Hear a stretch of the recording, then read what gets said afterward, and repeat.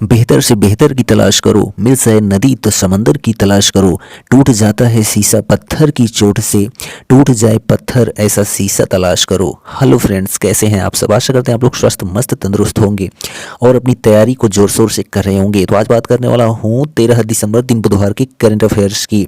तो आप सभी का दिन और आने वाला समय शुद्ध और अच्छा हो, यही कामना मेरी आप सभी के साथ है। तो चलिए देखते हैं आज का सेशन। तो पहला प्रश्न देखिए, विकसित भारत 2047 वॉयस ऑफ यूथ पहल की शुरुआत हाल ही में किसने की है? यहाँ ऑप्शन है अमित शाह, नरेंद्र मोदी, राजनाथ सिंह या फिर जो है द्रौपदी मुर्मू। तो विकसित भारत 2047 वॉयस ऑफ यूथ पहल की शुरुआत हाल ही में जो है पीएम नरेंद्र मोदी ने की है। ठीक है, किसने?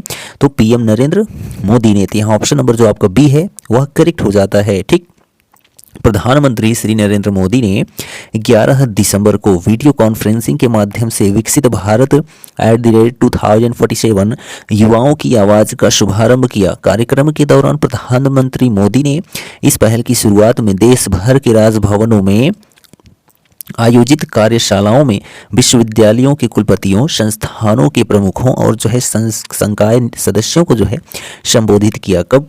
11 दिसंबर को। ठीक, चलिए दूसरा प्रश्न है कि अनुच्छेद 370 को निरस्त करने का फैसला सुप्रीम कोर्ट ने बरकरार रखा है। यह अनुच्छेद जो है किस राज्य से संबंधित है? तो ऑप्शन है लद्दाख, चंडीगढ़ या फिर जो है अरुणाचल प्रदेश या जम्मू कश्मीर। तो जो है अनुच्छेद 370 को निरस्त करने का फैसला जो है DY चंद्रचूड़ ने लिया है, बरकरार रखा है। यह अनुच्छेद जो है 370 जो है J&K से संबंधित है, यानी जम्मू और कश्मीर से संबंधित है। ठीक है, तो यह जो है जम्मू कश्मीर, लद्दाख भी शामिल था जम्मू कश्मीर में तब, अब तो लद्दाख अलग हो गया, केंद्र शासित प्रदेश बन गया है। तो यहाँ ऑप्शन नंबर डी आपका करेक्ट है। तो 5 अगस्त 2019 को केंद्र की बीजेपी सरकार ने जम्मू कश्मीर में अनुच्छेद 370 को जो है निष्प्रभावी करते हुए इसे 2 केंद्र शासित प्रदेशों में बांट दिया था।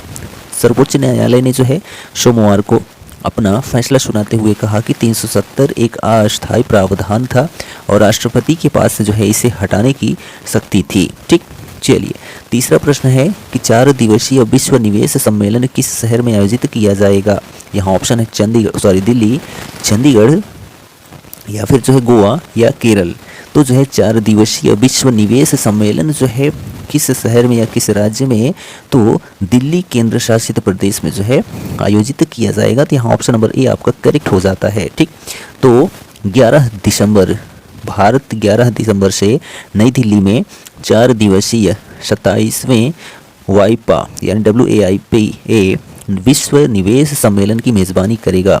उद्योग एवं आंतरिक व्यापार संवर्धन विभाग के तत्वावधान में यह अब तक का सबसे बड़ा विश्व निवेश सम्मेलन होगा, जो कि पहली बार भारत में हो रहा है। ठीक, 4th नंबर क्वेश्चन है अंतर्राष्ट्रीय पर्वत दिवस 2023 हाल ही में किस तारीख को मनाया गया है? यहाँ ऑप्शन है 11 दिसंबर, 12 दिसंबर, 10 दिसंबर और जो है यहाँ पर है 13 दिसंबर। तो जो है अंतर्राष्ट्रीय पर्वत दिवस 2023 हाल ही में 11 दिसंबर को मनाया गया है। ठीक है, कब मनाया गया है? 11 दिसंबर को। तो यहाँ ऑप्शन नंबर बी आपका करेक्ट हो जाता है। ठीक, तो जो इसकी थीम रही है रिस्टोरिंग माउंटेन इकोसिस्टम, इसकी थीम रही है। दिसंबर की 11 तारीख का दिन जो है दुनिया भर में अंतर्राष्ट्रीय पर्वत दिवस के रूप में मनाया जाता है। ठीक, चलिए आगे बात करते हैं। 5th नंबर क्वेश्चन है कि विनबैक्स 23 संयुक्त सैन्य अभ्यास हनोई में भारत और जो है किस देश के बीच आयोजित किया जाएगा? यहाँ ऑप्शन है इजराइल, थाईलैंड, वियतनाम या फिर जो है इंडोनेशिया। विनबैक्स 23 संयुक्त सैन्य अभ्यास जो है वियतनाम की कैपिटल हनोई में भारत और जो है वियतनाम देश के बीच आयोजित किया जाएगा। तो ऑप्शन नंबर सी आपका करेक्ट है। ठीक, तो भारतीय सेना की 45 कर्मियों वाली एक टुकड़ी जो है भारत और वियतनाम के बीच होने वाला संयुक्त सैन्य अभ्यास विनबैक्स 23 में भाग लेने के लिए वियतनाम के हनोई पहुंची है। यह चौथी बार है जब दोनों देशों के बीच संयुक्त सैन्य अभ्यास आयोजित किया जाएगा। यह अभ्यास 11 से जो है लेकर 21 दिसंबर 2023 तक हनोई में होगा। ठीक, 6 नंबर क्वेश्चन है, दुनिया की सबसे गहरी और सबसे बड़ी भूमिगत भौतिकी प्रयोगशाला डीप अंडरग्राउंड और जो है फ्रंटियर फिजिक्स एक्सपेरिमेंट्स के लिए अल्ट्रा लो रेडिएशन बैकग्राउंड सुविधा किस देश ने लॉन्च किया है? यहाँ ऑप्शन है चीन, भारत या फिर जो है जापान या दक्षिण कोरिया। तो दुनिया की सबसे गहरी और सबसे बड़ी भूमिगत भौतिकी प्रयोगशाला डीप अंडरग्राउंड और फ्रंटियर फिजिक्स एक्सपेरिमेंट्स के लिए अल्ट्रा लो रेडिएशन बैकग्राउंड सुविधा जो है वह चीन देश ने जो है लॉन्च किया है। किसने?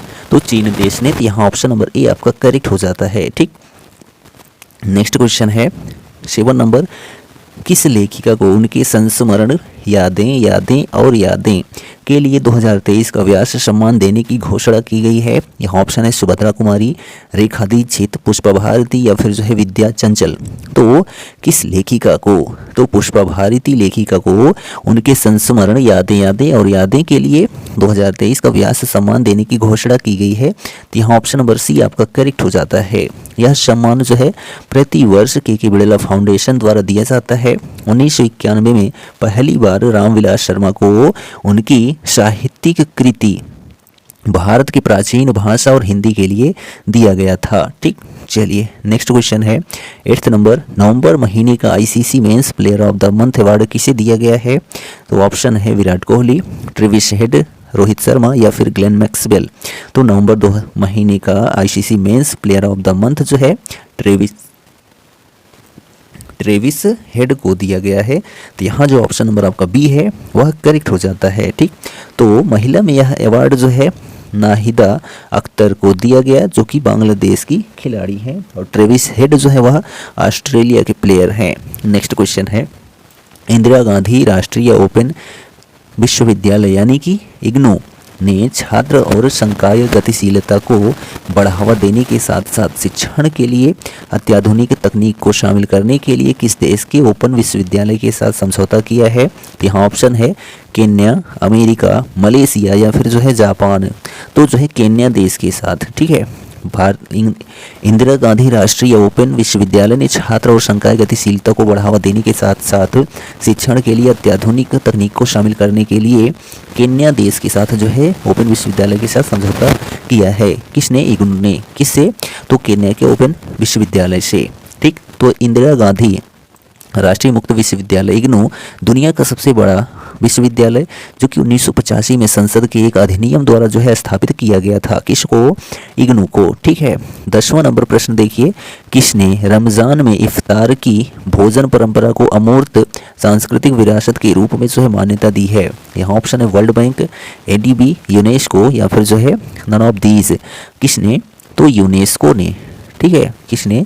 यूनेस्को ने जो है रमज़ान में इफ्तार की भोजन परंपरा को अमूर्त सांस्कृतिक विरासत के रूप में मान्यता दी है। हाल ही में जो है गुजरात के गरबा जो है नृत्य को भी अमूर्त सांस्कृतिक विरासत के रूप में मान्यता दी गई। किसके द्वारा? तो यूनेस्को के द्वारा। तो यहाँ ऑप्शन नंबर सी आपका करेक्ट है। तो संयुक्त राष्ट्र सांस्कृतिक एजेंसी ने आधिकारिक तौर पर इफ्तार को स्वीकार कर लिया है, जो शाम के भोजन को संदर्भित करता है, जिसे मुसलमान रमज़ान के पवित्र महीने के दौरान अपने दैनिक उपवास को तोड़ने के लिए खाते हैं, और इसे जो है अपनी अमूर्त सांस्कृतिक विरासत की सूची में शामिल किया गया है। ठीक है, किसके द्वारा? यूनेस्को के द्वारा।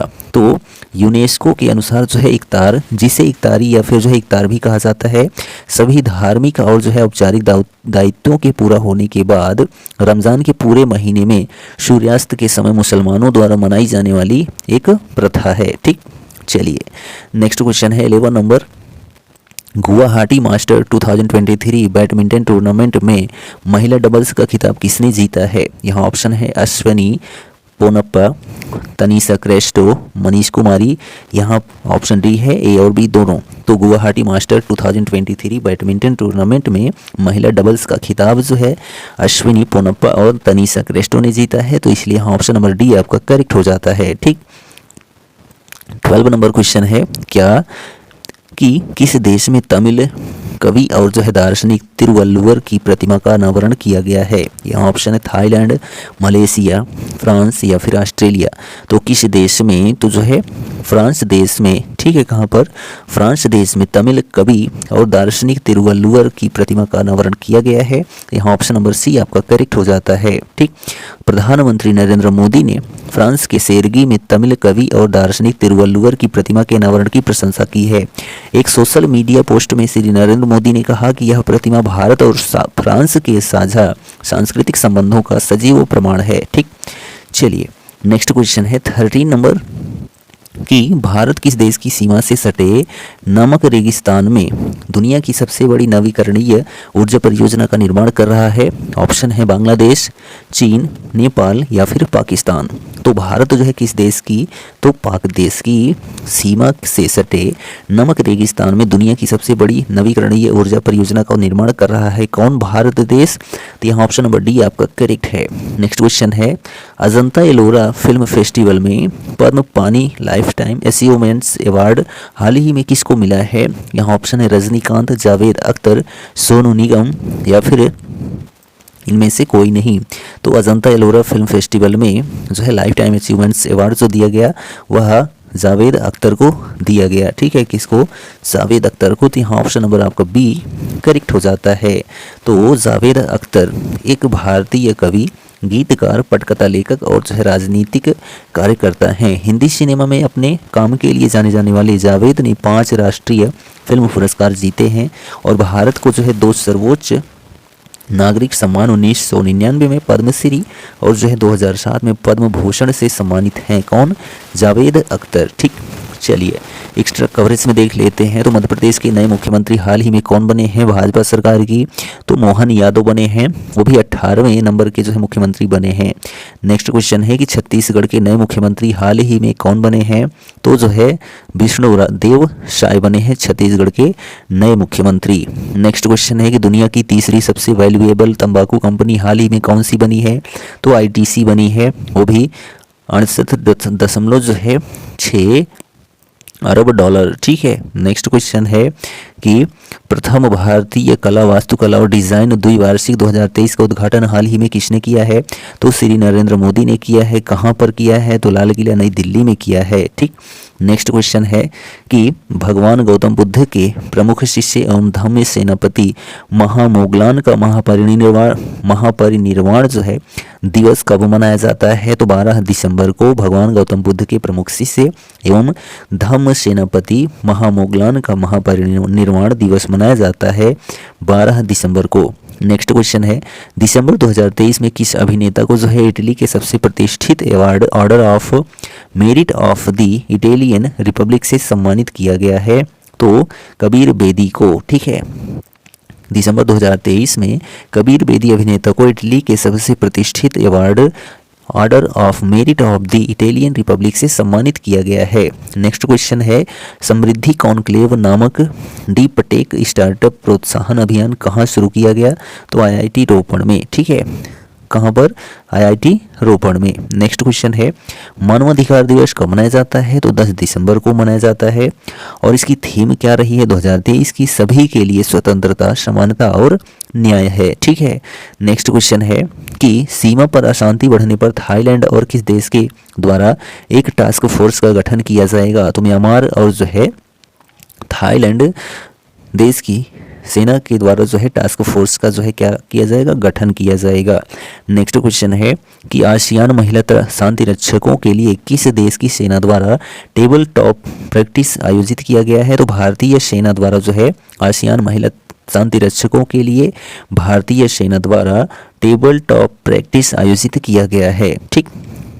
नेक्स्ट क्वेश्चन है कि ऑब्स्ट्रक्टिंग द फील्ड के तहत आउट होने वाले पहले बांग्लादेशी जो है बैटर कौन बने हैं? तो मुशफिकुर रहीम बने हैं ऑब्स्ट्रक्टिंग द फील्ड के तहत आउट होने वाले पहले बांग्लादेशी। नेक्स्ट क्वेश्चन है कि हरित आवरण को बढ़ाने के लिए साउथ ईस्टर्न कोल फील्ड्स लिमिटेड द्वारा किस वृक्षारोपण विधि का जो है उपयोग किया जाएगा? तो मियावाकी विधि का उपयोग किया जाएगा, ठीक है। लास्ट क्वेश्चन है कि प्रतिवर्ष 13 दिसंबर को कौन सा दिवस मनाया जाता है? तो राष्ट्रीय घोड़ा दिवस मनाया जाता है 13 दिसंबर को राष्ट्रीय घोड़ा दिवस जिसे कभी कभी राष्ट्रीय घोड़ा दिवस भी कहा जाता है, हर साल 13 दिसंबर को मनाया जाता है। यह दिन जो है सिर्फ घुड़सवारों और घोड़े की शौकीनों के लिए नहीं है। इसका उद्देश्य जो है उन सभी तरीकों को उजागर करना है जिनसे संयुक्त राज्य अमेरिका में घोड़ों ने जो है ऐतिहासिक रूप से, आर्थिक और सांस्कृतिक रूप से समाज में योगदान दिया है। ठीक, तो यह जो हमारा सेशन है 13 दिसंबर का कंप्लीट हो गया। सेशन कैसा लगा कमेंट करके जरूर बताइए, और यदि चैनल पर नए हैं तो चैनल को सब्सक्राइब करना बिल्कुल मत भूलें। मिलेंगे नेक्स्ट वीडियो में, तब तक के लिए जय हिंद।